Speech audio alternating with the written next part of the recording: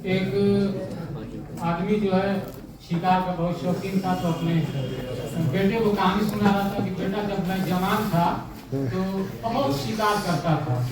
एक बार मैं जंगल में शिकार करने गया तो अचानक से हमारे सामने शेर आ गया।